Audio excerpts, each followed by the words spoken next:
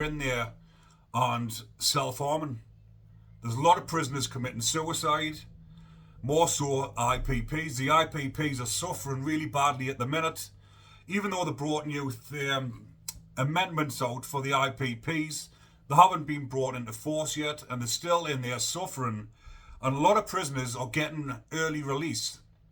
Some of them are getting released after serving just 40% of their sentence, which for the IPPs, imagine if you're in there years over tariff, or if you're in there on a recall when you haven't committed any further criminal activity, you're just in there for a breach of license or whatever, and you're stuck in there, and the system is backlogged with the parole system, so the IPPs are getting pushed back even further, and all these people are coming in and out on the same offence that the IPPs are in for, and they're getting released, early release after serving only 40% on a conviction that the IPPs were convicted on.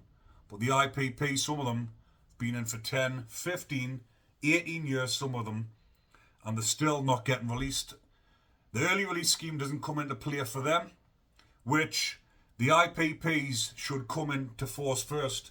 See the ones that aren't posing a danger anymore to the public, the ones that haven't committed any further crimes, and the ones that haven't committed any further criminal activity inside a prison or harmed or injured anybody else. If these were pushed forward, there's thousands of IPPs that could be released that no longer really pose a danger. Sorry, I'll reword that because I said not really. No longer pose a danger to the public, but they can't get out because they're waiting for parole hearings, and parole hearings at the minute are backlogged up to 18 months. There's people waiting for 18 months to have a hearing to get released back into the community, and when they come on the hearing, the parole board sees that they're fit for release, but they could have been fit for release 12 months previous. It's just that there's that much of a backlog, they can't get them back out. So the IPPs would free up thousands of spaces if they tried to help push them through. But again, they've left the forgotten prisoners, that's what they're referred to as, the forgotten, the pushed to the back, and all these people that are coming in and out that have committed the same sort of offence are getting released at 40% of the way through the sentence.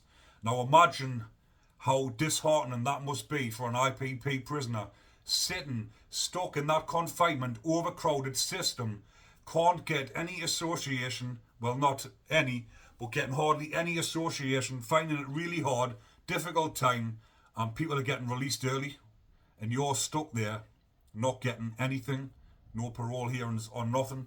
I can only imagine the despair that they must be feeling at the moment. But as I'm talking about the prison system, because I'm talking a mixture of things in this episode, all to do with the prison system, another IPP prisoner committed suicide last year when the government refused to resentence them. He said he wanted to try and help with the resentencing by taking his own life, thinking that he would make a difference to the remaining IPPs. So he killed himself because he wasn't getting resentenced.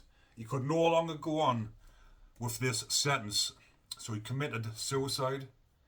And that is just another statistic. There's over 90 committed suicide now, over 100 in total, because a lot out here in the community has also committed suicide in fear of recall.